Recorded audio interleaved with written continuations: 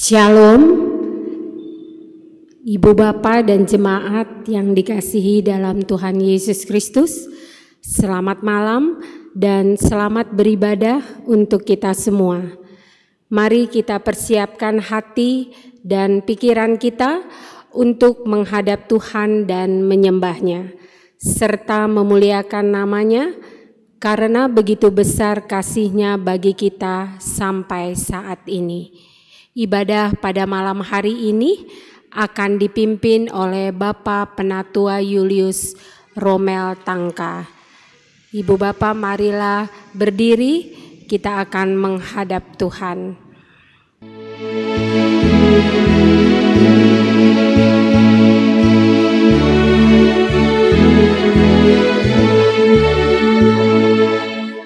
Haleluya, puji Tuhan. Puji Dia Maha Kuasa, Sang Pencipta alam raya dan segala isinya. Hai segala yang bernafas, puji Dia yang di surga. Dia memberikan nafas bagimu. Haleluya, puji Tuhan selamanya. Haleluya, puji Tuhan. Puji Dia Maha Kuasa. Aku indah nyanyikan bagi Dia Rajamu. Kasih dan kemurahan-Nya diberikan bagi kita. Bersyukurlah pada Dia Tuhanmu. Haleluya, puji Tuhan selamanya. Ibu Bapak yang dikasihi dalam Tuhan Yesus Kristus, marilah kita bersatu di dalam doa.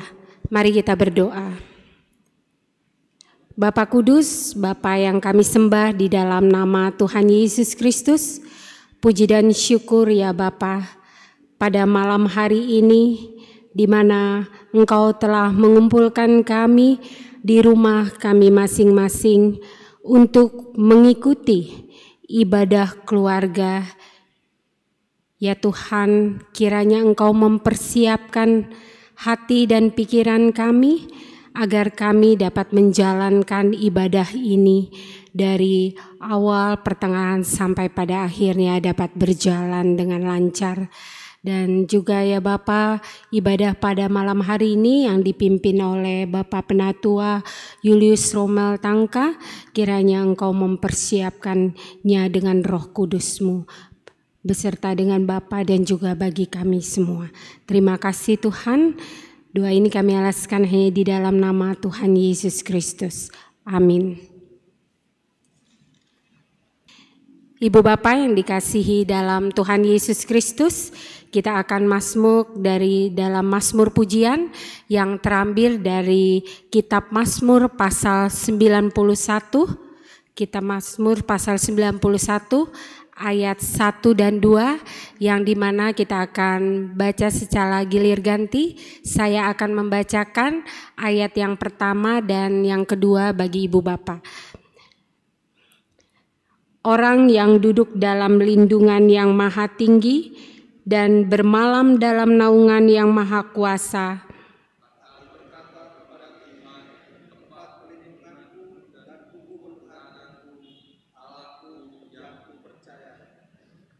Jemaat dipersilakan duduk kembali.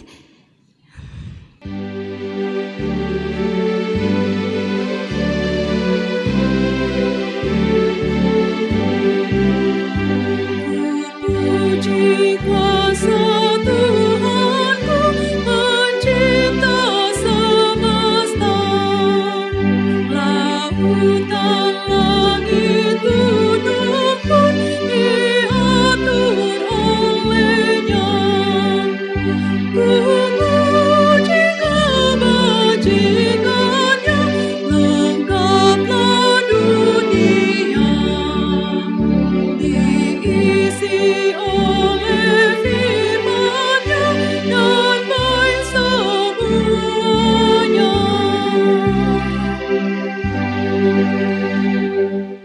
Bapak Ibu, sebelum kita mendengarkan pemberitaan firman pada malam hari ini, mari kita tunduk, kita satu dalam doa.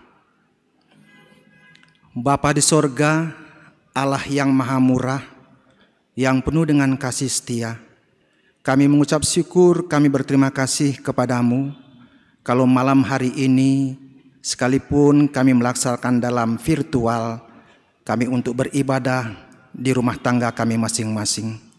Berkati kami akan semua yang ambil bagian dalam ibadah di malam hari ini. Kami akan mendengar akan kebenaran firman-Mu. Pimpin kami dengan Roh-Mu yang kudus, dan kiranya firman-Mu itu tetap menjadi bagian hidup kami, untuk kami tetap hidup setia dan melakukan kehendak Tuhan. Berfirmanlah ya Bapa, kami anak-anak-Mu sedia untuk mendengar. Di dalam nama Tuhan Yesus Kristus, firman yang hidup, kami berdoa. Amin. Bapak Ibu, pembacaan firman Tuhan pada malam hari ini terambil dari Kitab Kudus Perjanjian Lama, Hakim-Hakim pasal 7 ayat 15 sampai ayatnya yang ke-25 yang menyatakan, Bapak Ibu diundang untuk berdiri. Segera sesudah Gideon mendengar mimpi itu diceritakan dengan maknanya, sujudlah ia menyembah. Kemudian pulanglah ia ke perkemahan orang Israel lalu berkata, bangunlah, sebab Tuhan telah menyerahkan perkemahan orang Midian ke dalam tanganmu. Sesudah itu dibaginyalah ke-300 orang itu dalam 3 pasukan, dan ke tangan mereka semuanya diberikannya sangkakala dan buyung kosong dengan suluh di dalam buyung itu. Dan berkatalah ia kepada mereka, perhatikanlah aku dan lakukanlah seperti yang kulakukan. Maka apabila aku sampai ke ujung perkemahan itu, haruslah kamu lakukan seperti yang kulakukan. Apabila aku dan semua orang yang bersama dengan aku meniup sangkakala, maka haruslah kamu juga meniup sangkakala sekeliling seluruh perkemahan itu dan berseru, demi Tuhan dan demi Gideon. Lalu Gideon dan ke-100 orang yang bersama-sama dengan dia sampai ke ujung perkemahan itu pada waktu permulaan giliran jaga tengah malam. Ketika penjaga-penjaga baru saja ditempatkan, lalu mereka meniup sangkakala sambil memecahkan buyung yang di tangan mereka. Demikianlah ketiga pasukan itu bersama-sama meniup sangkakala dan memecahkan buyung dengan memegang obor di tangan kirinya dan sangkakala di tangan kanannya untuk ditiup serta berseru, pedang demi Tuhan dan demi Gideon. Sementara itu tinggallah mereka berdiri masing-masing di tempatnya sekeliling perkemahan itu, tetapi seluruh tentara musuh menjadi kacau balau, berteriak-teriak dan melarikan diri. Sedang ke-300 orang itu meniup sangkakala, maka di perkemahan itu Tuhan membuat pedang yang seorang diarahkan kepada yang lain. Lalu larilah tentara itu sampai ke Betsita, ke arah Sisera, sampai ke pinggir Abel Mehola dekat Tabat. Kemudian dikerahkanlah orang-orang Israel dari suku Naftali dan dari suku Aser dan dari segenap suku Manase. Lalu mereka mengejar orang Midian itu. Gideon menyuruh juga orang ke seluruh pegunungan Efraim dengan pesan, turunlah menghadapi orang Midian dan dudukilah segala batang air sampai ke Betbara dan juga sungai Yordan. Maka semua orang Efraim dikerahkan, lalu mereka menduduki segala batang air sampai ke Betbara juga sungai Yordan. mereka berhasil menawan dua raja Midian, yakni Oreb dan Seb. Oreb dibunuh di gunung batu Oreb, dan Seb dibunuh dalam tempat pemerasan anggur Seb. Mereka mengejar orang Midian itu, lalu mereka membawa kepala Oreb dan kepala Seb kepada Gideon di seberang sungai Yordan.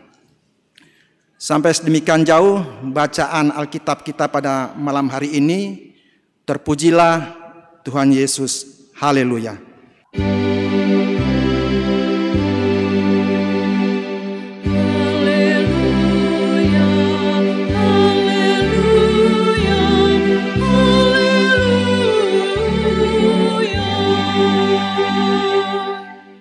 Shalom Bapak Ibu Saudara-saudara yang dikasihi oleh Tuhan Yesus Kristus. Selamat malam dan salam sehat selalu. Sepatutnya lah kita mengucap syukur dan berterima kasih kepada Tuhan. Kalau sampai saat ini kita masih diberi waktu dan kesempatan serta nafas kehidupan. Bacaan Alkitab pada malam hari ini dan juga yang kita baca selama seminggu ini terambil dari kitab Hakim-Hakim. Dan malam ini kitab Hakim-Hakim pasal 7 ayat 15 sampai 25 yang menceritakan Gideon putra Yoas, seorang dari kaum Ebiezer, suku Manase, yang diutus Tuhan untuk membebaskan orang Israel dari penindasan orang Midian dan Amalek. Bapak Ibu serta saudara-saudara terkasih, Hakim-Hakim pasal 6 ayatnya yang pertama, kita baca bahwa orang Israel melakukan apa yang jahat di mata Tuhan. Dan oleh karenanya Tuhan menyerahkan mereka ke tangan orang Midian selama 7 tahun. Dan karena takutnya terhadap orang Midian ini, membuat orang Israel tinggal untuk mencari tempat-tempat perlindungan di pegunungan, yakni gua-gua dan kubu-kubu. Dan setiap kali orang Israel menabur, maka datanglah orang Midian, orang Amalek, dan memusnahkan hasil tanah dan tidak meninggalkan makanan apapun di Israel. Demikian juga bagi hewan peliharaan mereka, sehingga terjadi kemelaratan. Bangsa Israel tidak dapat berbuat apa-apa karena orang Midian ini datang sangat banyak seperti belalang, sebagaimana ditulis dalam Hakim-Hakim pasal 6 ayat 5. Ya, bisa saja Tuhan menghukum umatnya lewat orang Midian dan Amalek, karena orang Israel berbuat jahat dan melakukan penyembahan berhala. Bukan Tuhan yang disembah, tapi para Baal dan Asitoret, yang adalah dewa kejijikan bangsa Kanaan. Hakim 2 ayat yang ke-13. Mereka melupakan Tuhan yang sudah menuntun mereka dari tanah perbudakan di Mesir dan membawa mereka ke tanah perjanjian. Mereka juga lupa akan hukum yang diberikan Musa, bahwa hanya Tuhan yang harus mereka sembah. Bapak Ibu saudara-saudara yang dikasihi Tuhan Yesus, berbekal firman Tuhan yang menyertai Gibeon serta iman keyakinan bahwa Tuhan akan memberi kemenangan, Gideon segera mengatur barisan dengan mengumpulkan suku Manase, suku Aser, dan suku Naftali untuk menggabungkan diri melawan orang Midian. Dan ketika Gideon telah mengumpulkan orang-orang yang bersedia untuk berperang, tercatat ada 32.000 orang. Bapak Ibu Saudara, ada ilustrasi dalam satu pertandingan pertandingan olahraga, bahwa keberanian menghadapi lawan adalah syarat penting bagi atlet yang tentunya mengincar juara. Tentu atlet ini sudah dipersiapkan sedemikian rupa, berlatih dengan sekuat tenaga. Tetapi tetap saja ia baru akan menang jika mampu menaklukkan lawan. Tidaklah mengherankan banyak atlet yang sebenarnya berpotensi besar untuk menjadi juara, tetapi tidak pernah mewujudkannya karena tidak mampu mengatasi rasa takutnya atau tidak memiliki mental juara. Problema inilah yang melanda sebagian besar orang Israel ketika Tuhan mencari orang-orang yang mampu mengalahkan rasa takut mereka, dan saat itu 32.000 orang Israel ingin ikut berperang, tetapi tidak semuanya memiliki keberanian untuk maju berperang. Ya mungkin dengan berbagai alasan, memang karena takut melihat begitu banyaknya orang Midian yang berkemah di lembah Yisrael, yang dikatakan seperti kumpulan belalang. Dan ketika Gideon meminta agar mereka yang takut dan gentar untuk pulang, maka 22.000 orang dari mereka pun mengundurkan diri. Hakim-Hakim 7 ayat yang ketiga. Kini sisa 10.000 orang, dan Tuhan pun berfirman kepada Gideon, ini masih terlalu banyak. Bawalah mereka ke mata air Harod, di mana orang Israel berkemah di sana. Di sini kita melihat bagaimana Tuhan memilih orang-orang yang akan maju berperang dengan cara melihat bagaimana mereka minum air itu. Dan singkat cerita, ada 300 orang yang minum dengan telapak tangannya, dan yang lain minum dengan cara berlutut, dan yang lain menjilat seperti anjing. Kemudian Tuhan berkata kepada Gideon, dengan 300 orang yang minum dengan telapak tangan, aku akan membebaskan kamu dan memberikan kemenangan kepadamu atas orang Midian. Gideon menyadari bahwa Tuhan melakukan semuanya demi kebaikan Israel dan dirinya, agar mereka tidak menjadi terlalu bangga jika mereka menang, melainkan hanya karena Tuhan. 300 orang prajurit Israel, tentulah mereka adalah prajurit yang gagah berani dan tak kenal takut.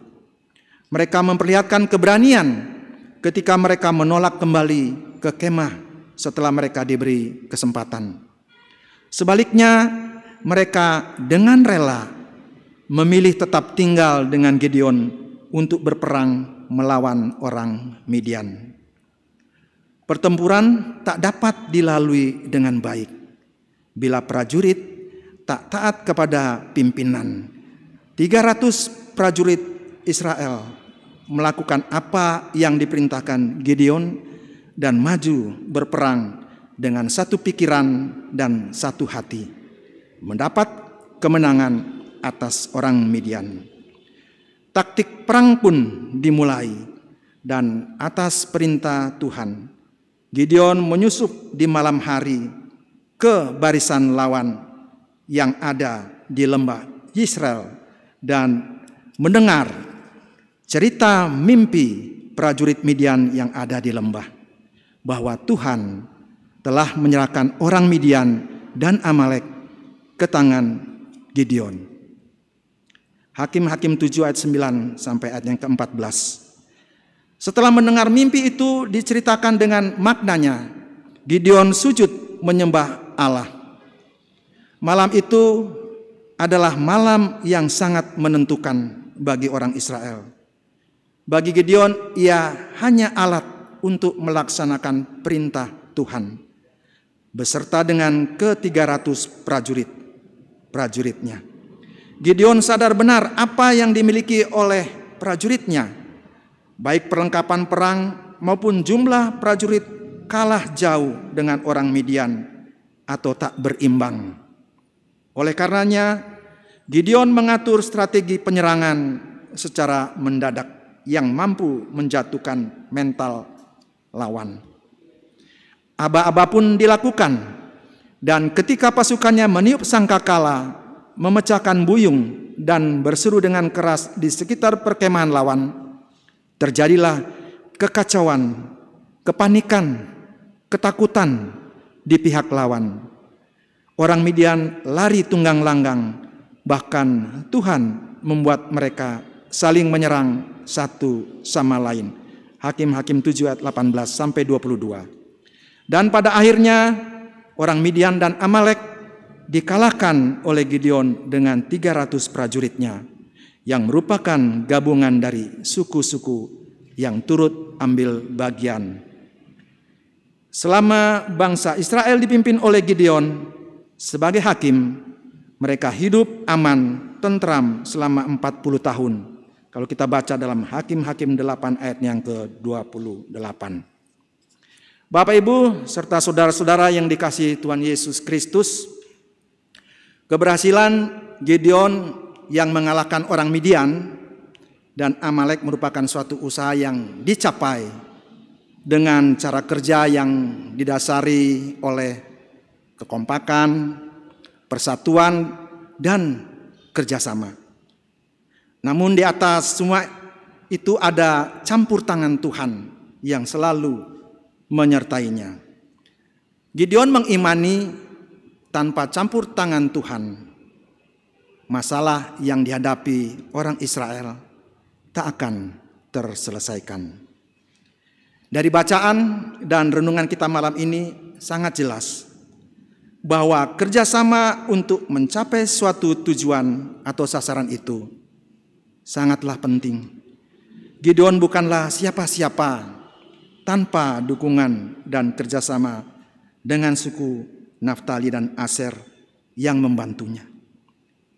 Lalu bagaimana dengan kita ketika kita hidup dan menjalani hidup ini, yang tentunya tiap-tiap kita punya masalah dan pergumulan hidup yang datang silih berganti. Manusia adalah makhluk sosial yang tetap membutuhkan kehadiran orang lain yang bisa menyemangati atau mendorong untuk tidak menyerah menjalani hidup ini. Manusia tidak bisa sendirian. Tuhan jelas berkata di awal penciptaan bahwa tidak baik kalau manusia itu seorang diri saja. Ini menunjukkan bagaimana manusia sejak awal bukan dirancang untuk menjadi individu-individu yang egois, yang berjalan sendirian, tetapi dibentuk menjadi makhluk sosial yang terhubung dengan sesamanya. Bukankah kita pernah merasa terdorong, merasa tertolong, terhibur, dan semangat ketika mendapat dukungan dari teman-teman atau keluarga di saat kita mungkin sudah mulai putus asa, tak bersemangat, dan berpikir untuk menyerah? Secara alamiah, faktanya manusia adalah makhluk yang lemah dan terbatas. Sampai sejauh mana kita bisa melakukan sesuatu apabila hanya sendirian? Kelemahan dan keterbatasan ini cepat atau lambat bisa membuat kita patah semangat, frustasi, dan menyerah. Di saat tekanan menerpa dan itu datangnya bertubi-tubi, kita bisa mulai putus asa, kehilangan harapan. Di saat inilah kita butuh orang-orang yang peduli pada kita. Kita butuh orang yang mampu memberikan dukungan. Di sisi lain, ketika teman kita punya beban dan mulai patah semangat, giliran kita yang menjadi penyemangat bagi mereka. Ibrani pasal 10 ayat yang 24 menuliskan, dan marilah kita saling memperhatikan supaya kita saling mendorong dalam kasih dan dalam pekerjaan baik. Saling memperhatikan, saling mendorong dalam kasih dan dalam pekerjaan baik. Di sini mengartikan ketika yang satu lemah, yang lain menguatkan. Bekerja sama, saling bahu-membahu, bukan sebaliknya saling iri, dengki, dan menjatuhkan. Dalam bekerja sama, tentu banyak kepala dengan berbagai macam karakter. Isi kepala dan hati tentu tidak dapat disamakan. Namun dalam pengertian tanpa memaksakan kehendak, maka akan tercapai keinginan bersama tanpa perpecahan. Tidak perlu menonjolkan diri sendiri, sebab hal itu akan melukai perasaan orang lain. Hindari untuk merasa paling benar. Ada kalanya kita memberikan telinga untuk mendengar pendapat orang lain, sebab disitulah salah satu keberhasilan atau kesuksesan dapat diraih. Bagaimana kalau ada beda pendapat? Tentunya sama-sama mencari jalan keluar. Salah satu kegagalan dalam kerja sama satu tim adalah saat tim tidak dapat menyelesaikan suatu masalah bersama-sama, saling menjatuhkan dan saling bermusuhan. Hal ini tentu saja menjadi penghambat bagi tim untuk menjalani atau mencapai tujuannya. Adalah bijak bila setiap persoalan yang muncul dalam sebuah tim bisa ditanggapi dengan bijaksana dan sama-sama sepakat mencari solusi yang tepat. Misalnya berdoa, saling menguatkan dan mencari jalan yang meski berisiko, namun sepakat untuk menanggungnya bersama-sama. Hal terpenting dalam tim adalah kesatuan untuk meraih tujuan bersama dan dukungan satu sama lain. Kerjasama adalah makna kita bekerja bersama-sama. Jika ada interaksi satu sama lain, tidak boleh individualis. Kerjasama menuntut keterbukaan dan keterbukaan menuntut kepercayaan. Saling mempercayai bahwa kita dapat bekerja sama, saling mengisi, saling berbagi, dan saling mengasihi. Bapak, Ibu, serta saudara-saudara yang dikasihi Tuhan Yesus, Galatia pasal 6 ayat yang kedua menuliskan, bertolong-tolonganlah menanggung bebanmu, demikianlah kamu memenuhi hukum Kristus. Hal ini sangatlah penting untuk kita ingat. Begitu pentingnya sehingga bertolong-tolongan dalam menanggung beban, sehingga orang yang melakukannya dikatakan memenuhi hukum Kristus. Pepatah lama mengatakan, berat sama dipikul, ringan sama dijinjing. Pepatah ini memiliki arti bahwa segala sesuatu akan lebih mudah dikerjakan apabila dilakukan bersama-sama. Pelayanan membutuhkan sebuah kerjasama. Tidak ada pelayanan yang berhasil jika tidak mengedepankan kerjasama. Saling membantu dan menopang pelayanan akan membawa keberhasilan. Bapak, Ibu, saudara-saudara yang dikasihi oleh Tuhan Yesus Kristus, mari kita pelihara persekutuan kita untuk hidup tetap selalu bekerja sama yang baik, agar semua yang kita lakukan, semua itu hanya untuk kemuliaan nama Tuhan. Tuhan Yesus memberkati Bapak Ibu sekalian. Amin.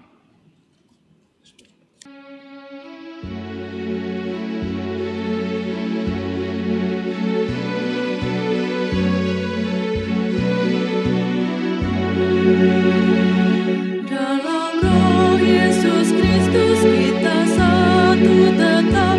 Dalam Roh Yesus Kristus kita satu tetap. Mendoakan semua jadi satu kelak. Biar dunia tahu bahwa kita muridnya dalam kasih tubuh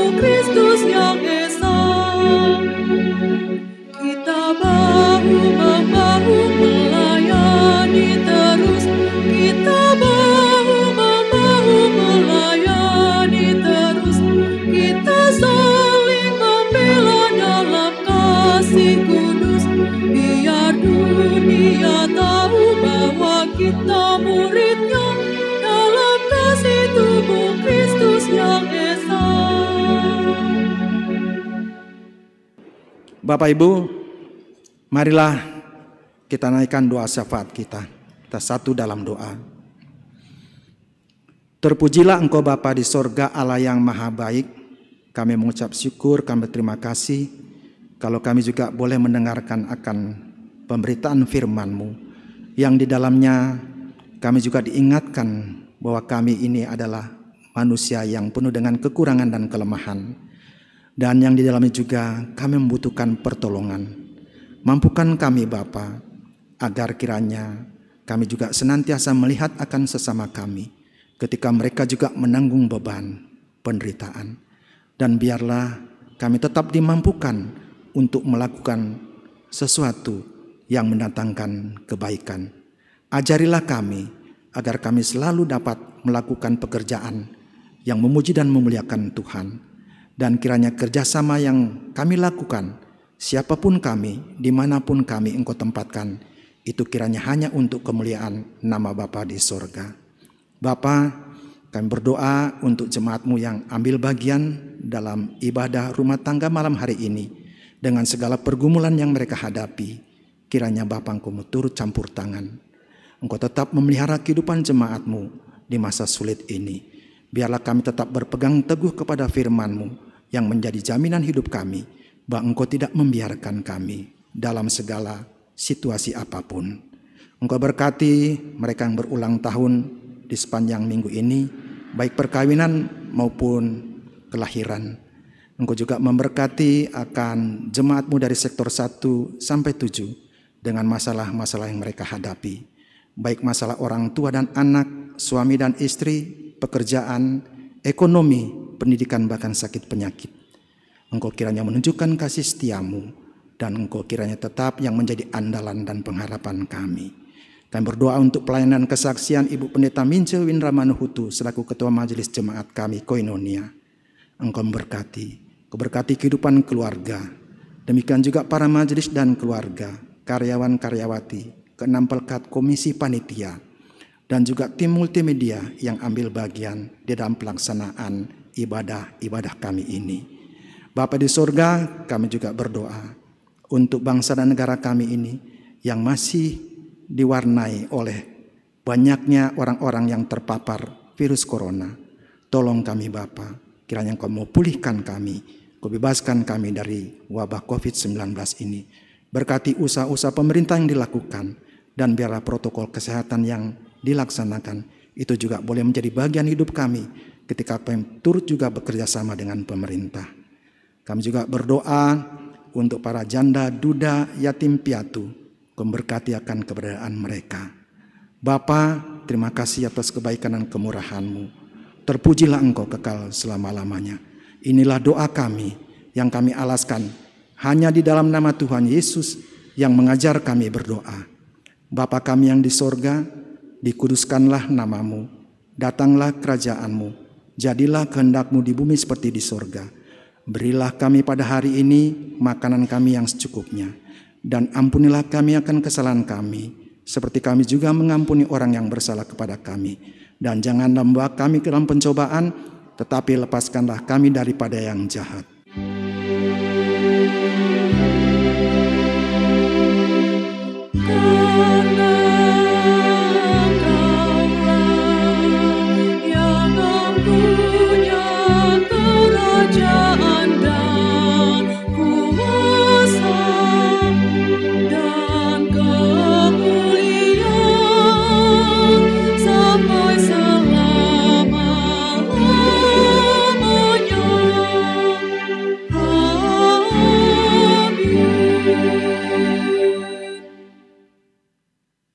Ibu Bapak yang dikasihi dalam Tuhan Yesus Kristus, marilah kita menyatakan syukur kepada Tuhan dengan memberi persembahan kepadanya. Dengarlah nats Alkitab dari Mazmur 30 ayat kelima yang menyatakan, nyanyikanlah mazmur bagi Tuhan, hai orang-orang yang dikasihinya. dan persembahkanlah syukur kepada nama-Nya yang kudus.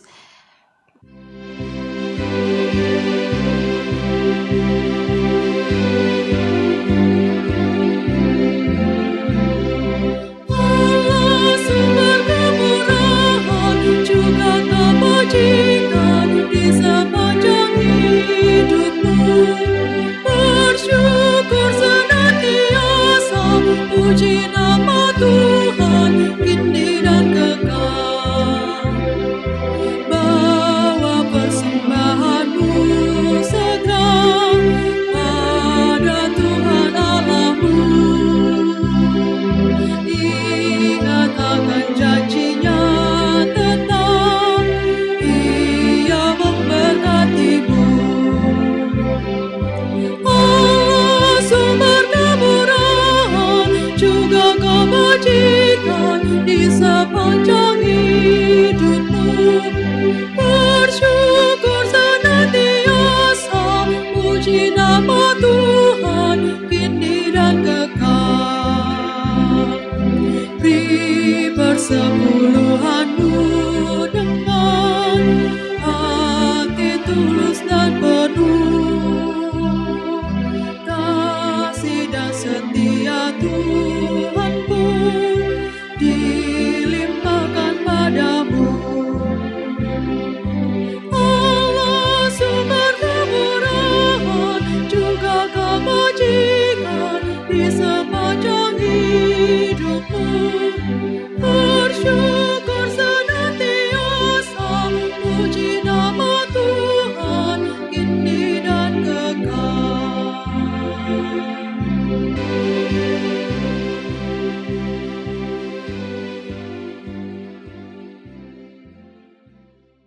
Jemaat, marilah kita bangkit berdiri, marilah kita menyerahkan ungkapan syukur kita dalam doa. Ya Tuhan, terimalah persembahan syukur kami, yaitu umat yang telah Engkau selamatkan. Jadikanlah persembahan syukur kami ini sebagai berkat bagi sesama dan bagi pembangunan tubuh Kristus. Dalam nama Tuhan Yesus kami bersyukur. Amin. Keluarga yang terkasih, kembalilah dalam kehidupan sehari-hari, lakukanlah firman Tuhan yang sudah kita dengar.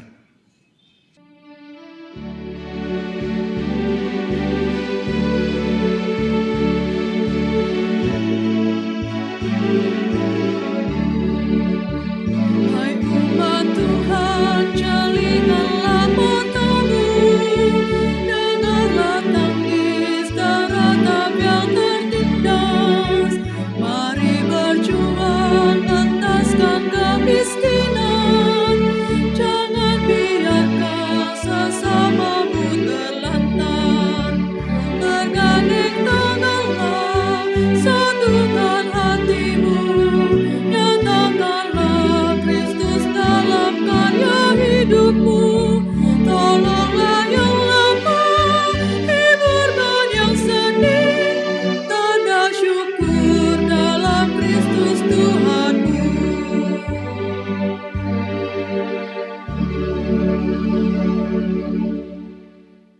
Jemaat tak terima berkat Tuhan.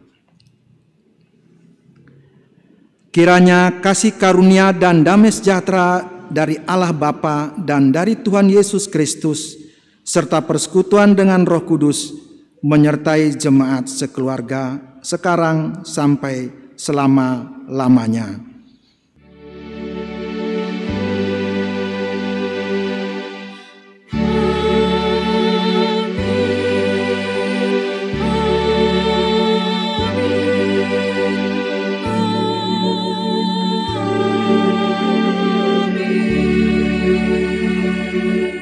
Selamat malam jemaat terkasih, ibadah kita telah selesai. Kiranya Tuhan memberkati kita semua. Amin.